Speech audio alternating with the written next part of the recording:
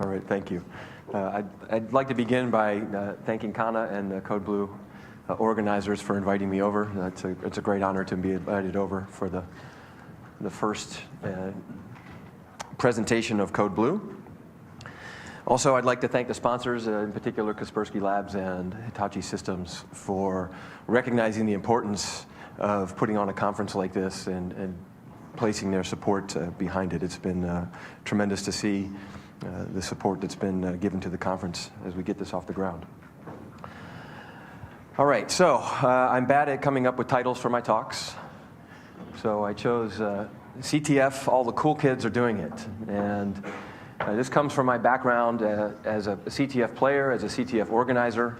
It's not a very technical talk, but hopefully it may be inspirational. And when I say all the cool kids are doing it, what I'm really trying to say is that everyone should be doing it. Okay? I really think that it offers an important opportunity for people to get involved in the computer security field, whether they're beginners, whether they are veterans, have been doing this for a long time. It's a fantastic opportunity all around, I believe. I do need to begin by saying that in my day job, I teach graduate level computer science at the Naval Postgraduate School in Monterey, California, for the U.S. Navy, for the U.S. Department of Defense, for the U.S. government. I'm not here in any official capacity, so anything I say today is strictly my own opinions. Please do not attribute them to any of my employers or their employers. I would appreciate that. All right, so a little bit of background. I said a moment ago, I teach computer science in the Naval Postgraduate School. It was in that capacity that I became involved in CTF, starting back at Defcon 9, which was in 2001, as effectively the leader of a group that came to be called the School of Root. I had a number of students traveling to Defcon. They saw this thing called CTF that was, at the time, rather loosely organized. I'll talk a little bit about how CTF has evolved over the years as I go through my talk. But they were like a ship without a captain at that point. They really didn't understand the nature of the game. They were not sure where to begin, what to do, how to do well in the game, and they saw me wandering through and kind of grabbed me, and that was the start of essentially 15 years of missing out on all the rest of DEF CON. So we sat down, we played, we were kind of learning as we went along in that first round. We took some lessons home, became much more organized, started to hold weekly meetings and informal session. Everybody I had was a volunteer because they were so excited about the opportunity to participate in this game. And every year, getting to DEF CON, competing in Capture the Flag, was one of the highlights of these students' years. And it became the highlight of my year as well, to watch them grow as information security professionals. And ultimately culminating in victories at the DEF CON Capture the Flag at both DEF CON 12 and eventually DEF CON 16, which I thought was, I was very proud of my students. For one, many of them came to me with no information security background, right? So they really started from the ground up, and especially by DEF CON 16, the types of teams that we were competing against were largely made up of established security professionals, a lot of them with their company's backing, coming to try to compete at DEF CON to perhaps make a name for themselves or their companies. Okay, so we were a bunch of nobodies, a bunch of unknowns, and managed to do pretty well. And I think anybody can do well given the time and the effort put into Capture the Flag. After DEF CON 16, the organizers of the game, at the time a group called Kenshoto, decided to step down as the organizers, and I made the tragic mistake of volunteering to run the game. Something I don't recommend to anybody, but I'll talk about that as well a little bit later. So we organized the game for 4 years, from 2009 to 2012, culminating in DEF CON 20, where Jeff Moss, who you saw yesterday, sort of threw his big 20-year anniversary party and asked us to go big with CTF that year. And so we had evolved the game to the point where we were having 20 teams play live head-to-head in Las Vegas, and it was quite a jump. And again, we were pretty proud to be able to pull that off, and especially given some of the problems in the previous years. I know there's many CTF players in this room. Some have been to Las Vegas and played, and so they're well aware of some of the problems that we had as organizers. Okay, so. Before I go too deep, I want to make sure everybody understands what Capture the Flag is, or at least my impression of Capture the Flag, so that I can give you my pitch as to why I think that you should be participating, right? Or your people should be participating. I think that, as I said, I think everybody should be playing. I think it's a fantastic opportunity. I recognize that maybe we have some people in here who are hands-on keyboard kind of people. And maybe we have some people in here who are managers. And if you're a manager and you can't see yourself playing Capture the Flag, then I would say, please support your people. Please support those operators, those technical people, if they want to pursue Capture the Flag. Shall I hold on while we wait on the other screen? Anybody? Tessie? Somebody? Kentaro? I'll wait one moment.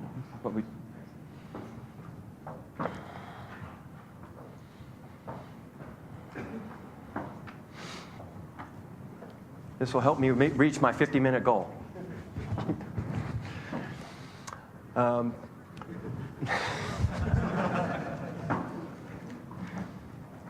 Somebody's playing Capture the Flag against this right-hand projector.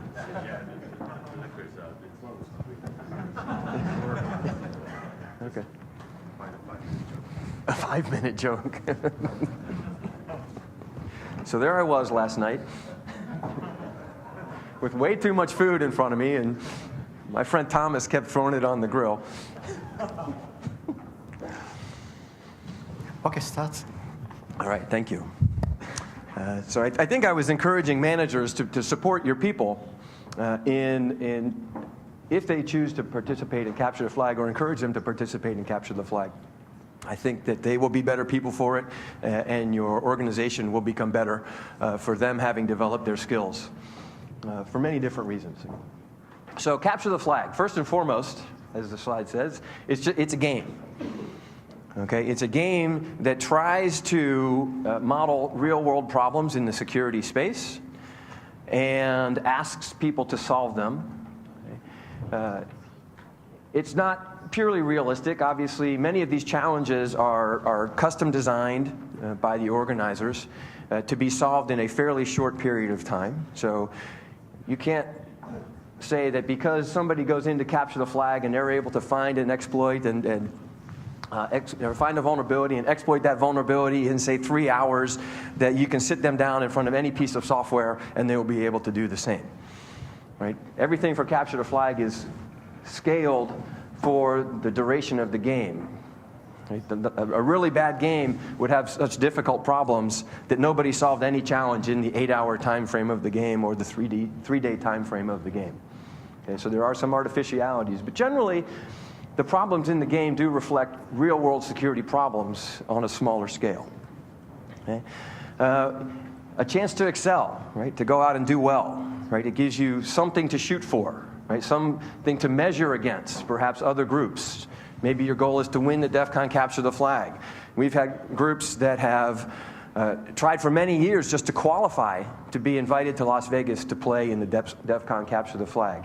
And if we go back at the history of the qualification rounds, we see them slowly moving up. In their first year, maybe they were in the 300s, and then they move into the 200s, the 100s, and then in that 4th or 5th year, maybe they qualify to come to Capture the Flag. Right? And for them, that's a tremendous achievement. Okay? And for us as the organizers, or even as fellow competitors, you see them rising up the scoreboard. Right? You realize that you have new competition that maybe wants to knock you out of your place in Las Vegas. If they qualify, perhaps you don't. Right? So it spurs more competition. Right? Everybody gets better. Everybody fights harder. Get to meet a lot of new people. Many of the people in this room, okay, that I know from Capture the Flag. Right? Some of them I know only through online, right? Through observing the qualifications processes, their teams. their persona inside of IRC chat rooms. And then I get a chance to meet them in person here today or at other conferences. It's a fantastic way to build a community of like-minded people, of very diverse skill sets, as we'll see soon. If you come to Las Vegas, then it's also a chance to lose some sleep. I've pulled more all-nighters in Las Vegas, I think, than I ever pulled in college. Because you just can't let the game go. Even though the organizers try to kick you out at 8 or 10 p.m., all you do is adjourn to a room somewhere and keep trying to solve the problems so that the next morning you can show up and you can throw down all of your O-Day that you've developed overnight. By Sunday morning, everybody's getting pretty tired, though. It takes its toll. And then you vow never to do it again. And, of course, Monday when you're back at work, you're already preparing for next year. So those were some fun highlights. But really what we have in Capture the Flag, and throughout the presentation I have some graphics. These are pulled from different organizers. I'm hoping that none of this is offensive. I have no idea what the kanji means here. Perhaps somebody else does. But this was Ken Shoto's logo that they used when they ran the game for 4 years, which they called War Games, while they were running it. But Capture the Flag, when you look at it, is really a chance, and the big word here is legally, because if you say, go out and practice your skills, right? Practice finding vulnerabilities, practice exploitation. You look and say, practice where? Right? Because if you go practice this out on in the world, there's a good chance that there is going to be some legal consequences. Okay, so when I try to teach my students these things, we either have to come up with our own examples, or we have to find a way to do this legally, ethically, all of that stuff. I'm not going to go down that road with this talk. But it gives a way, free from any kind of legal problems, to get involved in offensive types of things.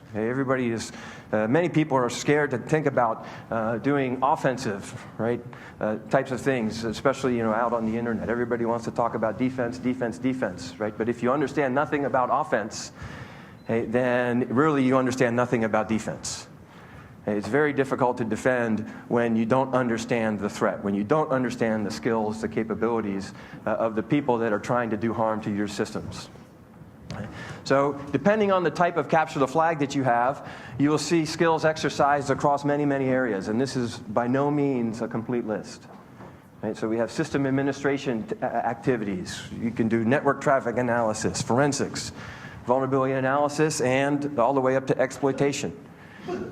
Cryptography, cryptographic puzzles, and understanding how to properly implement cryptography. We can do web-style attacks, database security, many challenges in the SQL injection, cross-site scripting, and many other web-type technologies are out there, and many, many more. This is by no means a complete list.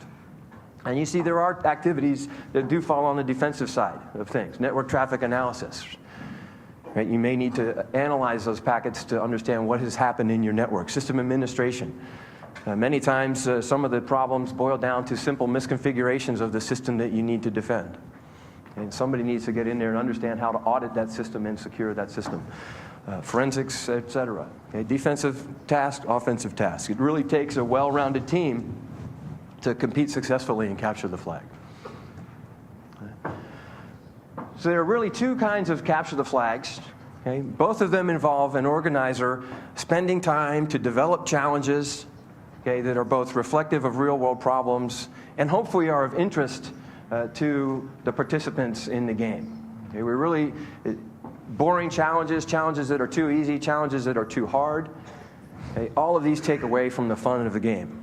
And this can be one of the most difficult things for an organizer to understand, is just how hard is this thing that I'm creating for somebody else to solve? The organizer pours all of their heart, all of their knowledge into this challenge, and of course they know how they might solve it, but you never know exactly what approach somebody else might take to solve it, or whether you have created a challenge that requires what we usually call a leap of faith, where somebody trying to solve that challenge sees the problem, and then they see the answer, and they wonder, how did you get from point A to point B? What logic did you apply that made you choose that particular tool or technique to solve the problem? We try to avoid those, but it's not always possible. So the organizers poured their heart and soul to build this game, and usually there's two formats to the game. One I'll call Jeopardy Style, and I realized as I was going through my slides that perhaps not everybody knows what Jeopardy is, but that's an American game show which asks contestants questions in a number of categories with an increasing difficulty level or increasing point value. Okay, so really you would choose a challenge. It would be associated with some difficulty, and for solving the challenge you get some points. Okay? In that, well, I'll get to that in a moment. But the other style would be what I'd call full spectrum, head-to-head, team versus team type of CTF. And by full spectrum, I mean that you're employing every skill that you have as a security practitioner. Okay? Offense, defense, system administration, it's live, right? So you're going to have to do live analysis on the wire to see what's going on. In the Jeopardy style, the challenges are just packaged, canned. You download them, you solve them at your own pace, and then submit the answer to see if you have it right and to be awarded some points. Okay, this particular graphic is the game board from a CTF that's called Plaid CTF, run by some folks out of Carnegie Mellon, called the Plaid Parliament of Poning. Some people have heard of them. They're very good CTF players. And this was a Jeopardy style, even though for those, again, familiar with Jeopardy, it doesn't quite look like a Jeopardy board, but you can see it's sort of a walk through a problem set. I think this one had about 38 problems, and each of the different colored rooms represented a different category of security problem. It might be cryptographic, it might be forensics, it might be, again, remote exploitation. Okay. This is more along the lines of a traditional Jeopardy board, as first introduced by Ken Shoto for Defcon 13 in their qualification process. The Defcon Capture the Flag became so popular that they had to place a qualification round up front in order to limit the number of participants in Las Vegas. By the time we got to Defcon 9, it was pretty loose. Anybody who wanted to play could show up. They could jack into the CTF network and just have at it. It was kind of a free-for-all. In fact, even the structure, even the goal of what you were supposed to do in that particular game wasn't really clearly defined. Okay? If you did something cool, you pulled the organizers over and say, hey, look what I did, and they'd say that was worth 100 points. Okay? But you didn't know what that cool thing needed to be. You just had to convince them that nobody else could have done it but you. Okay? So here's the Jeopardy board. You can see the good guys are in the lead. And this was one of the years that, again, we went off to Vegas and didn't quite win. But the categories, right, the organizers, this is their chance to personalize their experience with Capture the Flag. I mean, they're investing a lot of hard work. So the things that you see come through here both reflect the organizer's skills, their taste, and maybe what they think is important for the way they want to run the game. Here we see a category we call potent ponables, which is a take on a Jeopardy category called potent potables, in which the question would have been a mix, the ingredients of a mixed drink, and you had to name the drink. Okay, but here, potent ponables is something that represents a remote exploitation opportunity. Right, you get to see the binary, the server binary that is running, analyze, and exploit it. Binary leetness is an opportunity to do reverse engineering. Okay, to take a binary apart, understand how it works, and then understand what you need to do with that binary in order to recover the flag. Forensics, web, trivia, I think these are all translate fairly well. Okay. So some of the things about a Jeopardy-style CTF are really the only head-to-head or competition between the teams is who has the most points. Okay? Nothing that I do, my team does, will affect your team. Okay? So there's nothing I can do to keep you from solving a challenge once you've downloaded it, and vice versa. Okay? You download your challenge, you solve your challenge, you submit the answer. Okay. This answer that you submit is in that flag that you have captured from the challenge, and that's sort of where the name comes from. is that there's always some piece of information that you need to capture and submit to demonstrate that you have solved the problem. In these Jeopardy style, you tend to see a wider variety of challenges. Okay? And I say that these challenges don't need to be live, right? There's no, in many cases, there's no server that needs to keep running all of the time. Some of the challenges are packaged up in a file format. Okay? Maybe it's some packet captures. Maybe it's an image of a disk that needs forensics done on it. You just download it. Okay? You can solve it offline. You could download the puzzles. You can go away for the weekend, find your answers, come back, submit them, as long as the contest is still running. And you don't necessarily need to be connected. Okay? It leads to, like I said, a wider variety of challenges that can be offered in this type of game. And these tend to be easier to produce, so there are more of them. By easier to produce, I mean you need somewhat less infrastructure. In many cases, all you need is a web server to host your challenges.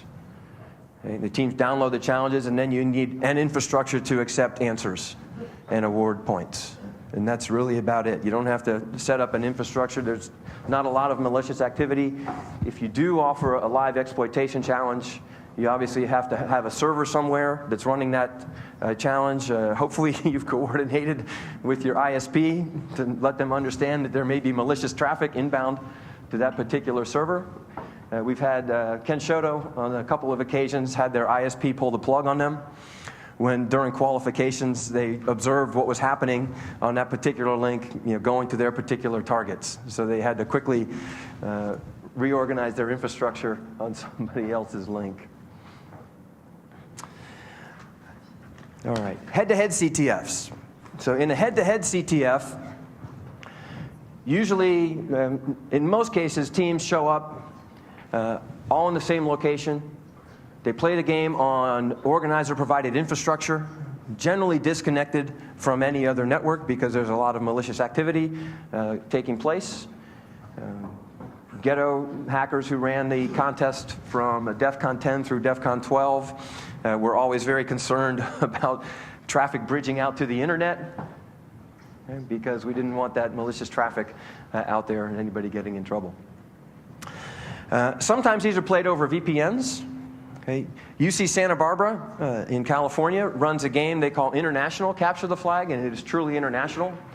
They run a VPN through Santa Barbara and have had as many as 90 or more teams connected through the VPN, directly attacking one another, or infrastructure that is hosted at UC Santa Barbara. They vary their game every year and always have a very unique game to offer every year. Usually they're only open to universities, though. So other opportunities are out there. There are live CTF opportunities at other conferences now besides Defcon. This has been growing. Positive Hack Days in Russia has a qualification round, and then they invite people to come over and play in a live CTF there. CodeGate as well has a qualification round, and that happens to be this Saturday. So if anybody's looking for their very first opportunity to participate in CTF, right, there's a 30-hour qualifier that takes place Saturday, and people who qualify for CodeGate can come over to the conference and play CTF live there at the conference as well. So the head-to-head CTF, and this is my particular favorite style of CTF, really offers a chance to apply your skills in a hostile environment. Okay? Everybody's connected through the same network. Everybody is attacking everybody, and the organizer just sits back and watches. They provide the network infrastructure. Right? They provide the challenges that everybody is trying to solve. Usually it involves all of the teams being given an identically configured server at the beginning of the game, and at the beginning of the exercise, everybody can start auditing their server, analyzing their server, looking for vulnerabilities, and of course, every time you find a vulnerability, not only is it present in another team's server, because they have the same server as you do, so you have an attack opportunity, but now you have a defense opportunity. Somebody else is going to find that same vulnerability, right? You are vulnerable to it, and they're going to start attacking you, right? So you can split this up into the offensive and the defensive tasks, Okay, whether you choose to defend at the network perimeter or whether you choose to defend by actually trying to fix that software that you found the vulnerability in. In most cases, especially at Defcon, you never get source code. Okay, so you have to be creative in how you might go about defending that. We have plenty of opportunities for defense, plenty of opportunities for things like forensics. Okay, just by observing the wire, observing the traffic that's crossing, you know that some of this contains attack traffic, okay, and perhaps you can't find the vulnerability in the software, but you always have a replay opportunity. Right? If you recognize a malicious inbound connection, not only can you try to block those in the future, but you can try to extract the data out of there that will lead you to understand the vulnerability better, or maybe just throw it back as a replay attack. Okay, so again, many opportunities across all the skill sets that you might expect to find in a real-world network shop. So all these challenges are live. They have to be kept up and running. Okay, so it's quite different than the head-to-head style and makes for a much more dynamic game. Okay, you understand exactly how you're doing against your competitors, and the things that you do have a direct result on their score. Okay, when you attack them, not only can you get into their systems, but you can then patch their systems, okay, leaving your back door in their system so that none of the other teams are going to get in there and get points. So the actions that you take are actively preventing other teams from scoring points. Okay, you defend your services. You're actively preventing people from scoring points off of you. And so again, it's a very dynamic game. Of course, successful exploitation results in you capturing a flag off of the other team. You let the organizers know that you've got this flag, and they say, yes, that was a good one, then you get a point, or no, that wasn't, and you fail to score. So, this picture is from one of the years that reran CTF, and I'm told that that's supposed to mean binary ninjutsu. I hope that that's close. Again, nothing offensive, but that's what binjitsu, the concatenation was, and hopefully the kanji is close to that. So why do CTF? Again, it looks just like maybe an opportunity to go have fun, right? To spend some time with your friends at a conference in a pretty cool place, but really there's a lot more to that. Among other things, we like to host CTFs to generate interest in computer security. Okay? As an educator, right, I'm always struggling with how do I get my students interested in the security field. Okay? So we have traditional computer science, okay? And so that means people can go off and study algorithms, they can go look at artificial intelligence, databases, networks, and of course security is a subspecialty within computer science, but it sort of spans all of these other domains. And so how do we get people to think about security or specialize in the security field? Okay, and one way is to try to make it exciting for them, okay, and to immerse them in a capture the flag competition, which exposes them very quickly to all aspects of computer security, right, in a very compressed time frame, okay, is a great way I have found to motivate people. I can bring somebody in, and over the course of 8 hours or 3 days, right, they have their eyes opened fairly wide. To a lot of the problems. They understand the difficulty. They understand the challenges. Right? Maybe they're just observers, but they see people solve these challenges and take great pride in solving them.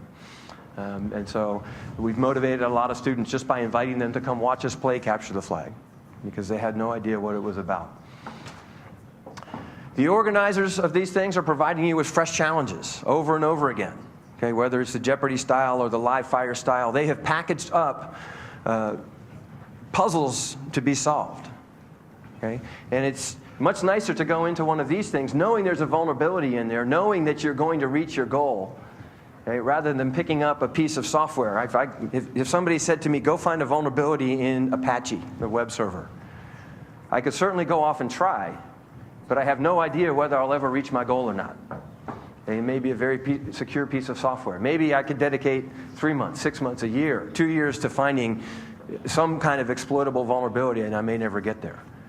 Okay, so particularly for people who are new to this, the idea that we know there's a vulnerability in this piece of software, and we know that very good people can solve this in 8 hours or 3 days. Okay, it's a great opportunity. It's something for them to train with. Okay, instead of going back and finding the same tired old bugs in an FTP server that's 15 years old. Okay?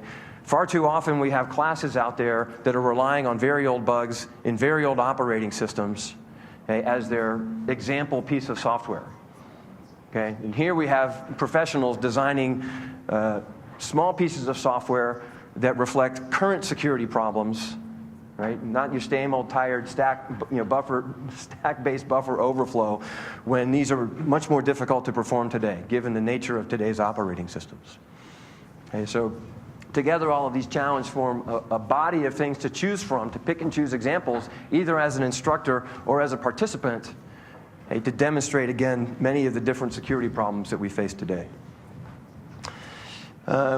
Lastly, on this slide, it's a great way to build a community of talent, okay, not just within your own organization, okay, but getting out there, whether it's just an IRC, whether it's at a live exercise at a conference.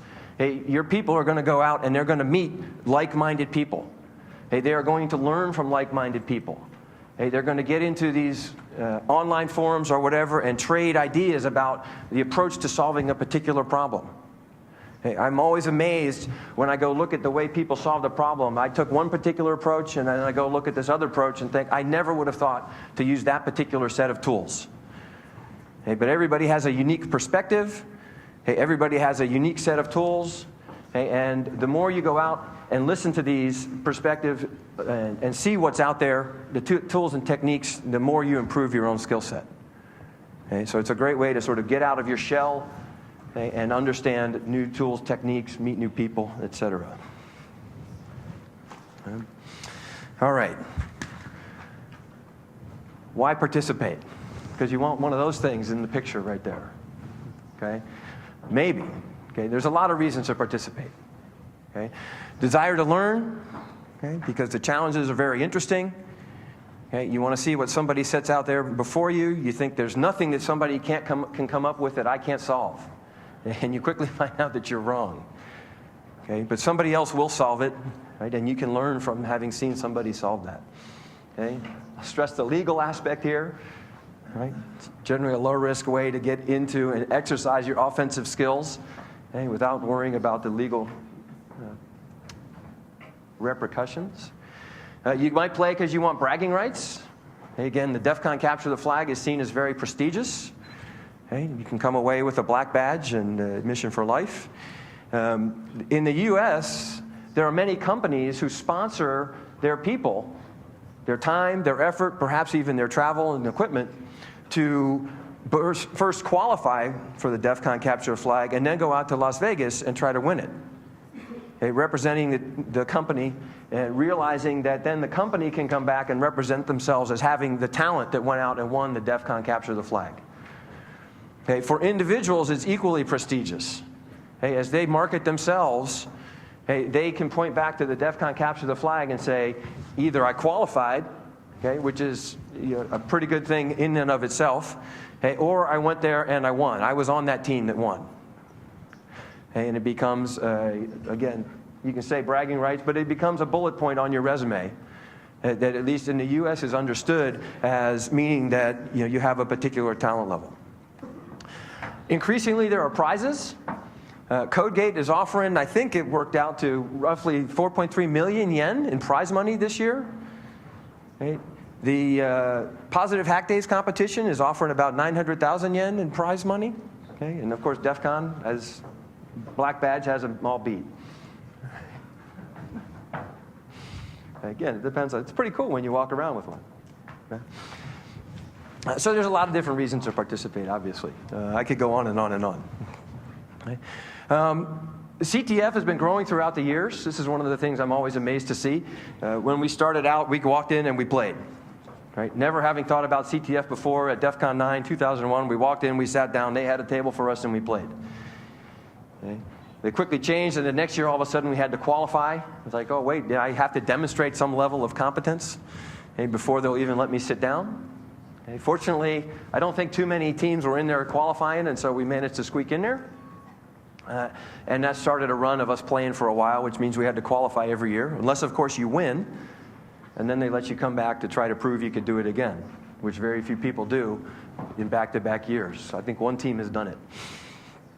So in Defcon 10, the first year they started qualifiers. We had 8 teams. They were all American teams, as near as I can tell. And we have grown over the years, where in 2006 we had the first foreign team. At the time they called themselves the East Sea. They came from South Korea.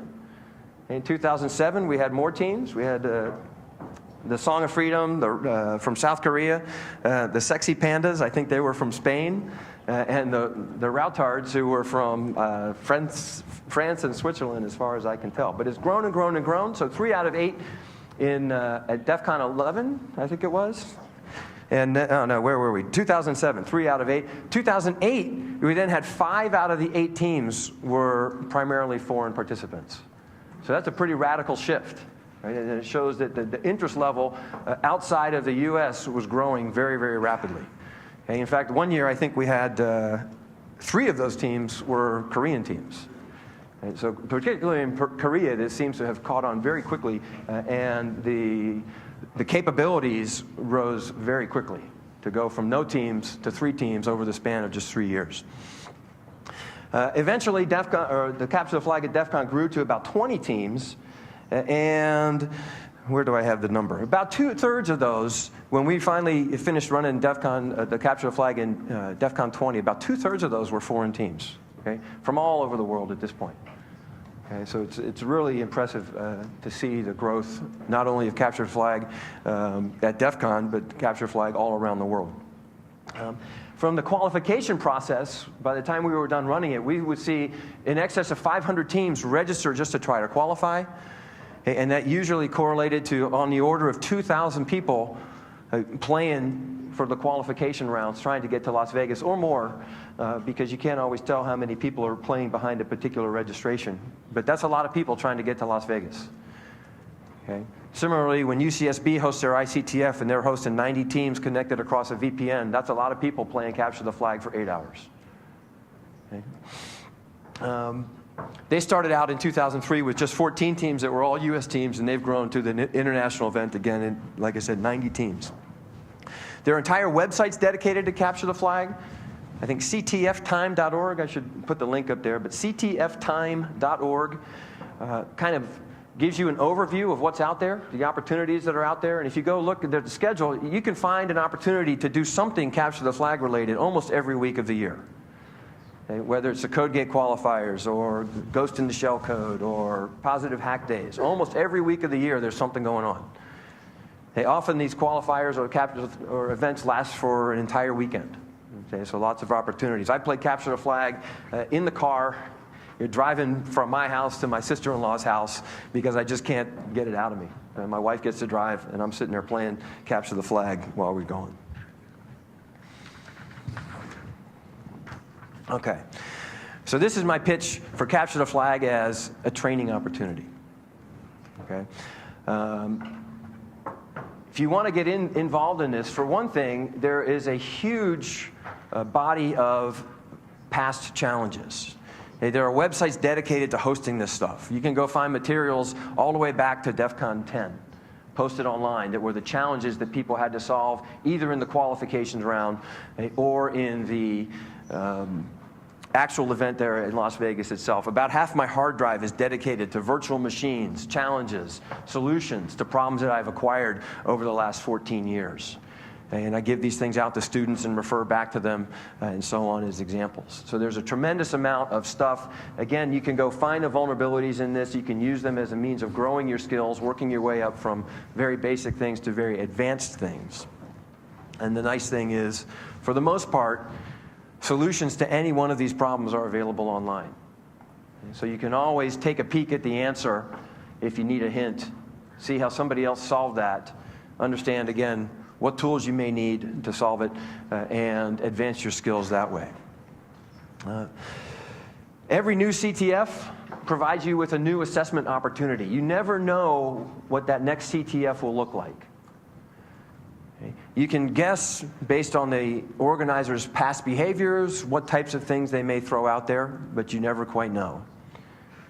Okay. When we ran Capture the Flag, we thought binary reverse engineering and exploitation were the skills that we wanted to measure when people came to Defcon. We felt like that represented sort of the pinnacle of attack skills. Okay? In other cases, sometimes those are very difficult to use in an 8-hour CTF, okay? Especially if you are really interested in bringing in beginners. If you drop a bunch of binary challenges on them, okay, they may have no idea how to proceed. And certainly at the end of the 8 hours, they may still be frustrated.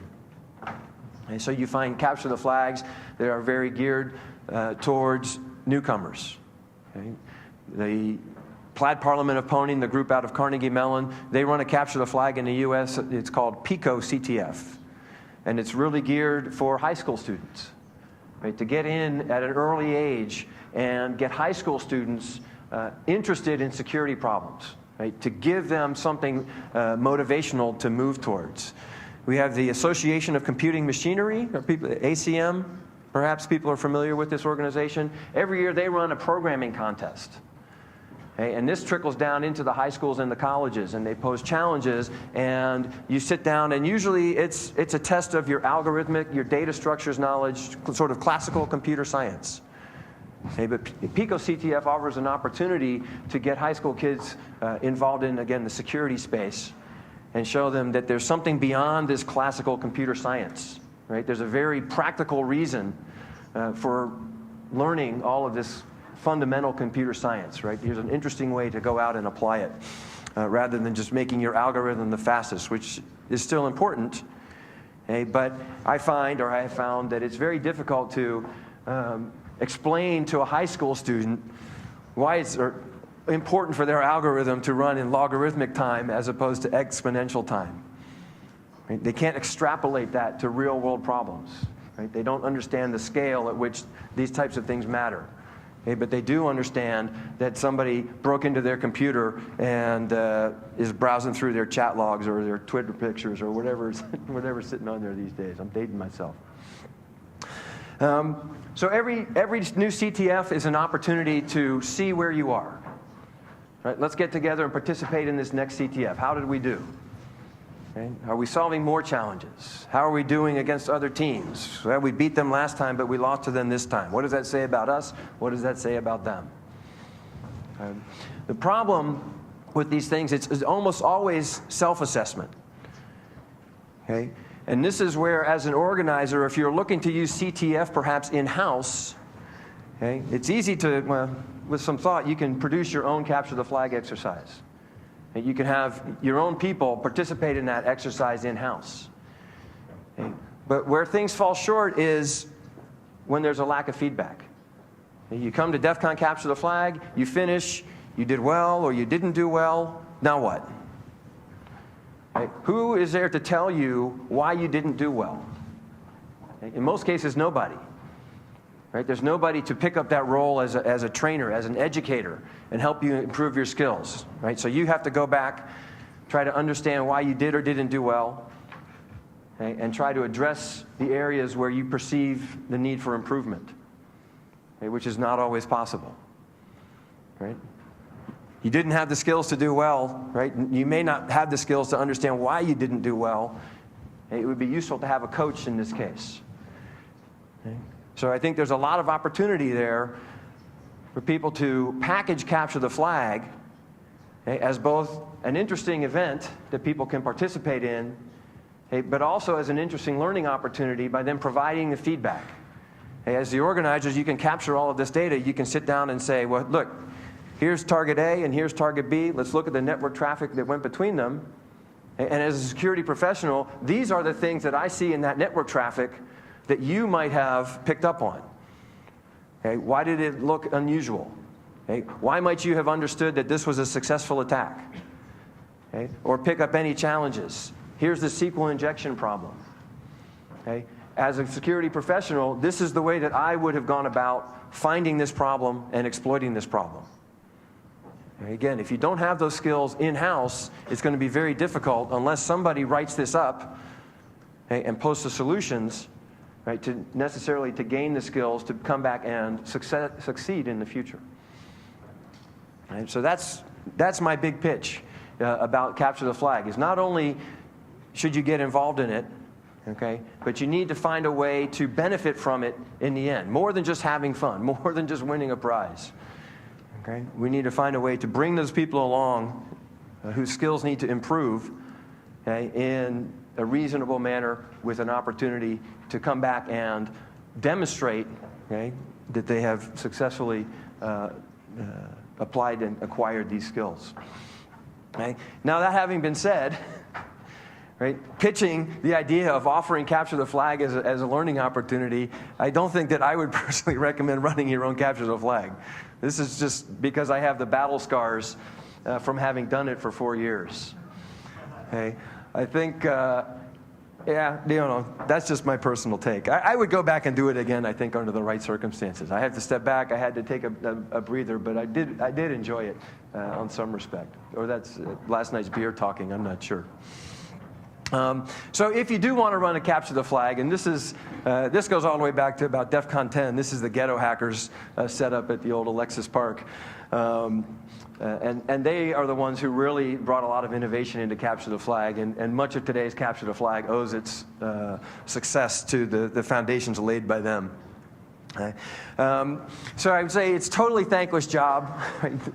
Very few people are going to come up to you and thank you for it. A lot of people will come up to you and tell you why your game was broken, okay, and you know, why you were wrong and whatever, and why they were robbed and they should have won. I don't know.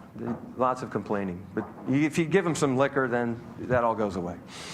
The real benefits here are it's an opportunity to give back to the community. For us at Defcon, at Capture the Flag, okay, we've been playing for a long time. I think we played for 8 or 9 years.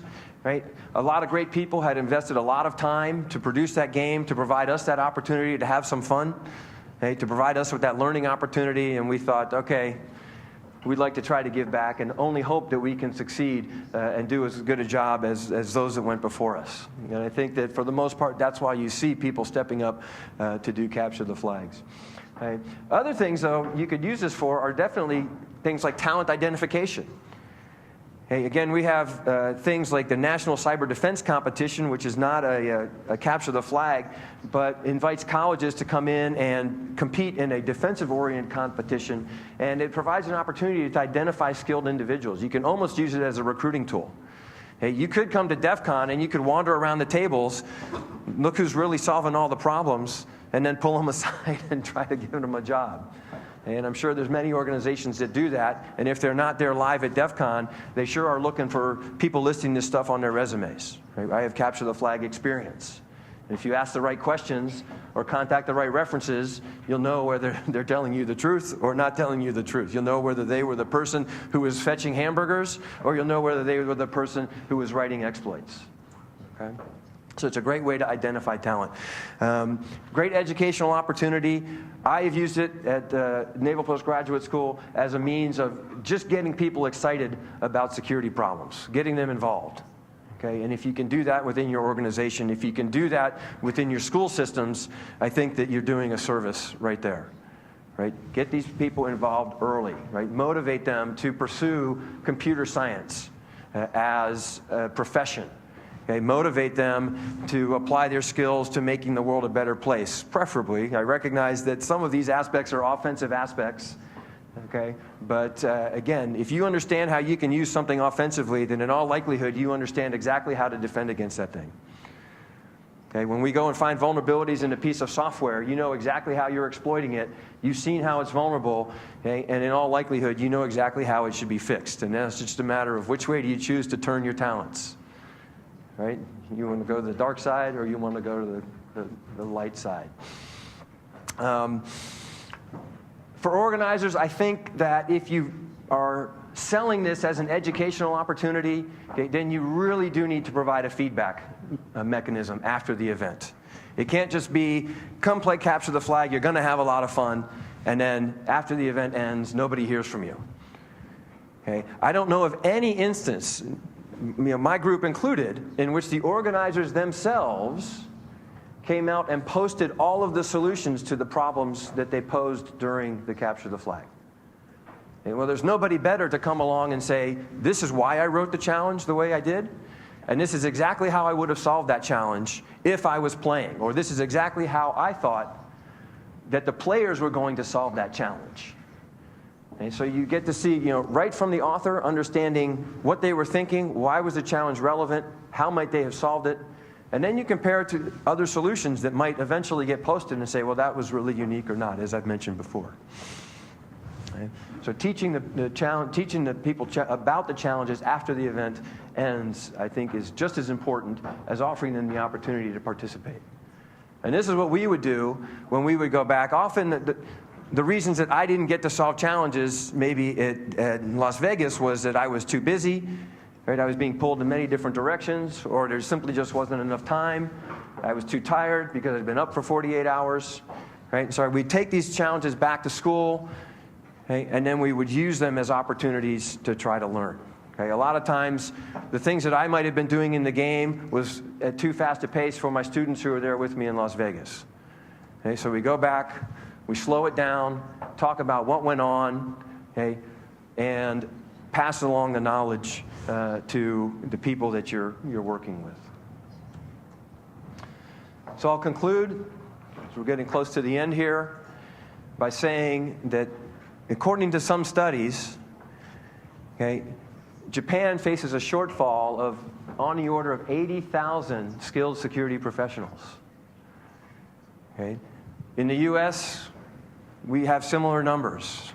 Okay? I can talk about this. I mentioned this yesterday in a meeting, that at the US Cyber Command, they were looking to hire 4,000 new individuals. This is just one organization, 4,000 new individuals to fill projected job positions within the organization. And if we extend that across all of the US government or all of US industry, again, we're facing a problem equally as large. So where are these people going to come from?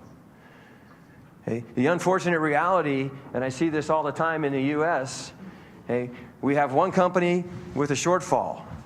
How do they fill that position? They go to another company's people and they say, we'll pay you more money. Come work for us. Or they go to the US government's people and they say, we'll pay you more money. Come work for us. Okay, so the way that we are solving our shortfall is through cannibalization. Okay, and that's not going to scale in any way. Okay, we've got to get in. We've got to identify talent early. You can try to repurpose people in existing positions, or try to teach the old dogs new tricks. Okay, but for me, the best approach is to try to get people excited, identify that talent early, get down into the high schools, offer them opportunities to understand, what becoming a security professional is all about. Give them a reason to get excited about fundamental computer science, from my perspective, because that's where I teach. Okay, but fundamental computer science, right? Show them the applications, make them understand why they're going to have a good time doing what they're doing. Okay, and in fact, how they can change the world. Right, come along and make the world a better place through the application of sound security principles. Okay. So identifying and attracting new talent is a great reason for using CTF. It's one of the primary reasons that I am involved in CTF. And of course, I just have a fun time playing. Okay. So that's pretty much my pitch. Right? I hope that the message comes across. I hope that you understand why I think that CTF is a valuable opportunity, right? It's not just a time waster for your people, right? I think that they really benefit from participating. Okay, so with that, I'll wrap it up. I'll ask my friends, the Routards, to say goodbye to you, and I'll open the floor to any questions. And thank you very much again for the opportunity to come speak to you today.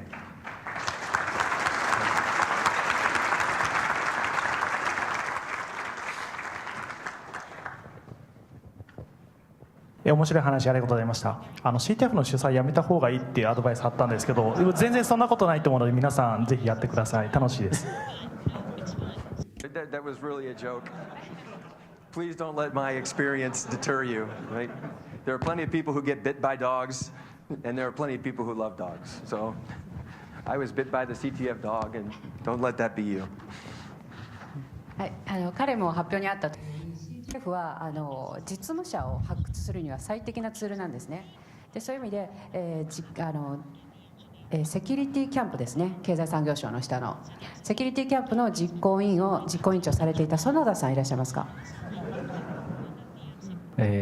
大変面白い話ありがとうございます、キャンプでもCTF とかをやっているんですけど、多分同じ悩みを抱えてるんじゃないかと思うんですが、キャンプに応募してくる人たちっていうのはですね、大学生とかが結構多いんですね。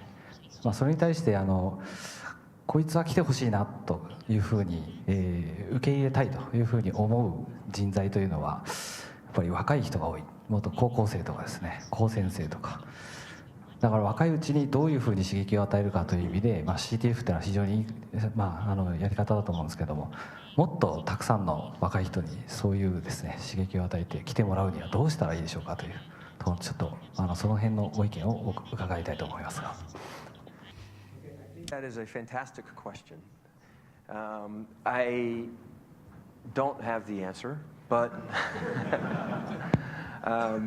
I will suggest that we need to take a critical look at how we introduce high school students to computer science. Again, I come from a computer science background. So in the US, this has been to offer programming classes.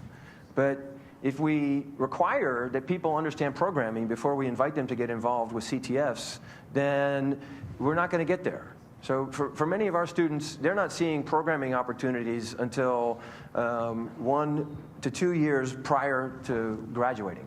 That's too late. Okay, so we need to find a way to package security problems in an interesting way for high school students to understand the significance of these problems without requiring them to have a programming background as an entering argument. Okay, so for them, you can even open this up and think about online dangers for children. And you can invite them in to say, what are the dangers of exposing too much information? Or how are people stealing this information from you? And invite them in and show them that these problems are very real. And invite them to learn about how these things take place and encourage them certainly to become part of the solution. Okay, whether they initially just learn to apply better security practices in their everyday use of technology, okay, or whether they then move in to maybe this becomes a spark to motivate them to learn to program. Okay, but it needs to happen earlier so that they still have time left in their high school education to take a deeper dive before moving on to university and choosing perhaps computer science or some information science as their profession. I hope that answers your question. ありがとうございます。Thank you very much. Thank you. Hi, Chris. Thank you very much for your talk. I mean, the CTF. I'm one of the inspired to work through all CTF games and learn a lot of challenges. I would like to ask the questions. Here you find a room, all are boys and men only. Just a few population of the females or girls. CTF games, really fun, all right? More girls is better. So, do you think in your experience, proportion is just one, not enough, dude. And do you think we could turn the education from your experience, the education CTF games could turn more girls from computer science degree to learning through the CTF games, and they will more passionate to do the computer science work, computer security work? Again, another good question. I would love to see that happen. I have a 19-year-old daughter who I've tried to encourage to pursue computer science, and she's hemming and hawing, but she hasn't found a compelling reason, and she didn't have a great high school experience with this. I think that the male to female ratio, in here reflects what you might have seen in university computer science, even maybe down into the high schools, in which this is already starting to happen. And I think it has to happen at a much earlier age. I think that perhaps, I don't know the underlying reasons, whatever is happening to alienate women into not choosing computer science, I'm not sure what the underlying reasons are, but I'd like to see it happen at a much earlier age. I would think that with the heightened use of technology at an early age, everybody's using technology, that any kind of fear of technology, any kind of stigma that somehow, computer science is, it's for math geeks, or it's, for men only, or something like that. I would hope to see that those barriers break down. I don't have the answer. I definitely, again, I have a daughter who I would love to see have an equal opportunity in this profession. You can think of other societal reasons, perhaps, but I think that CTF does offer an anonymous opportunity to get involved. Okay, a lot of times maybe there's some pressure or some hesitation to get involved in a predominantly male industry. Okay, but if CTF, you can participate for the most part online anonymously. I can sign up, I can participate, I can get good, and there's no reason why these pressures should exist in what can be almost an anonymous activity. Okay, so if we can somehow promote CTF with women, make them understand that it's a perfectly acceptable career path, I think that would be a fantastic thing to see. Okay? It's a problem that's asked over and over. I wish I had the solution. I think all of us, even conference organizers, this is something that comes up over and over again. Why don't we see more women at the podiums? Right? Same problem. Right? It's got to happen earlier. We got to get them excited earlier. We got to encourage them and welcome them into the community. So, two questions combined in one. Have you heard of ctftime.org? Have I heard of CTF Time? Yeah. Oh, yes. I mentioned it during my talk. Sorry, I missed half of it. Yes, yeah, ctftime.org. I think it's a fantastic site. Yeah, so what do you think? I'm one of the people who are running CTF Time, actually. So, it's horrible. No. What do you think of splitting CTF ranking into two leagues, like junior league and like professional league, or kind of? I like the idea. You can talk to Jeff, who Jeff wanted to see Defcon become the World Series of CTF, so sort of the pro league. I think it's very difficult to come up with a ranking scheme. You have to look at each individual CTF and somehow assess were the challenges representative, was there a good mix, was there an equal opportunity or expectation for people to get involved and solve the answers. So how do you assign points? Why is this challenge harder than this other challenge? Or how do you keep people, if you want to say, well, this is a professionals event, right? How is that for anybody? Or this is an amateur event. How do you keep the professionals out of the amateur event from inflating scores or helping boost other people up into the professional side? I'm not sure. We wrestled with the problem of, during qualifications, how do we know that 5 of those 20 teams aren't the same team? Right? So just to keep things sorted out, unless you have like strong identities, online identities and identity checking and making sure that, this person is a professional and can only participate in the professional events, and they're not also participating as an amateur over here and looking like the best amateur in the world when in fact they're a professional. So I like the idea of the rankings. I think it's a really hard problem to solve. Yeah, I wish I knew how to solve it. We struggled with coming up with some events that we considered as automatic qualifiers to get you to Las Vegas. I'm pre-qualified. I won the UCSB ICTF. So we issued an invitation to the winner there. Now, was that the right capture the flag? Were they going to do a good job if they came to Vegas? First and foremost, we wanted the people that we invited to Las Vegas to represent themselves well. We didn't want somebody to come and fail completely. Okay? We tried that experiment one time, and we invited a team to come. I won't tell you what event they came from, but they came to Las Vegas and scored 0 points because they were really out of their league. I think they had a good time. They hopefully were motivated to go home and learn a lot, but I also hope they didn't feel like a punching bag by the time they left there on Sunday. So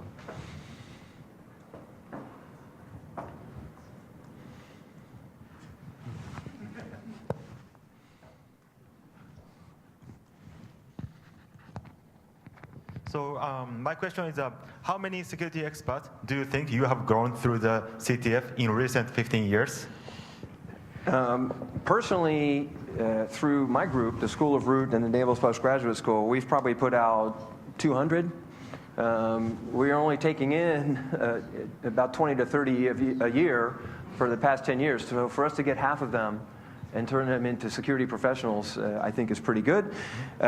Based on the growth of CTF throughout the years, just the number of people qualifying, I would say that we've attracted thousands of people into at least CTF. Now, they may have already been professionals before, so that's a very difficult thing to say. How many new have we created? And the next question is, how many security experts do you think you have grown up indirectly through the CTF? I mean, through the 200 people you have grown up. So through the 200, I know that many of those 200 have turned around and become teachers themselves. And so I would say that that's probably 4 to 1. So indirectly, another maybe 800, right? And so they told one friend, and they told one friend, and this can grow very quickly if people share, right? If people adopt a community mentality, right? So that where they want to pass along their knowledge, that's really important. Yeah. Thank you. Because I asked a question because I just want to figure out how to solve the shortfalls of the 80,000 people. Okay. Thank you. Yeah. So one example would be the folks at Carnegie Mellon, the Plaid Parliament of Pony. They started out as players, and now they're producing 2 different types of CTFs. Right? They have the Plaid CTF, which is sort of a world-class event, and then they have Pico CTF, where they're also teaching into the high schools. Yeah, so I really like to see that. Right there. So thanks, Chris. I'm curious as to what you think about the possibilities of extending the techniques, all of the scenarios to the maybe you decompose them a little bit, recombine them in other ways. But can you talk a little bit about the space you see for taking the activities within CTF and expanding it outside of sort of a competitive tournament framework, more towards like methods to help different organizations improve their own security postures? Sure. So one of the things with CTF is, when it's over, you've put all your challenges out there and it ends, then you can't use it again, right, as a training opportunity, because the solutions are out there. It's like having the answer key to an exam. So there's when you want to do this as a training opportunity, you really have to invest in scenario development and some way to keep the game fresh. Okay, and whether it's a scenario-based event, right, with some challenges, and maybe these scenarios mirror real-world problems, real-world incidents, something like that. I think that it's a really difficult problem. You can encourage your people to participate in CTF, but if you want to start doing this, at a regular interval, in-house perhaps, right, or just as a service to the community or the world, then it takes a significant investment in time and money just to have the authoring of the game itself. You can have the best infrastructure in the world, but the scenarios have got to be kept fresh. Somebody came to me and asked me this one time, and they said, we want to run a CTF every 3 months. And I said, you need a full-time staff of people to develop these challenges. And it wasn't the infrastructure, it was the challenges. You have to keep it fresh. Because, again, you run this first one, and the second one, if you use the same challenges, the game's going to be over in 5 minutes. Because the solutions are out there. You bring in everything you did last time, and you replay it, and it's done. So I think that the biggest challenge is coming up with that periodic scenario development. And I'm not really sure I answered your question or not, but that is a potential problem I see when marketing this as a periodic educational or sort of pulse check. Where do we stand? 少し加えるとすれば、女性向けの CTF や小学生向けの CTF というのは韓国にはすでに存在しております。で、女性による女性のための CTF ですね。はい。ですのでパンゼリスがいれば、話してみると面白いと思います。じゃあ皆さんありがとうございました。クリス・イグルありがとうございました。Thank you so much.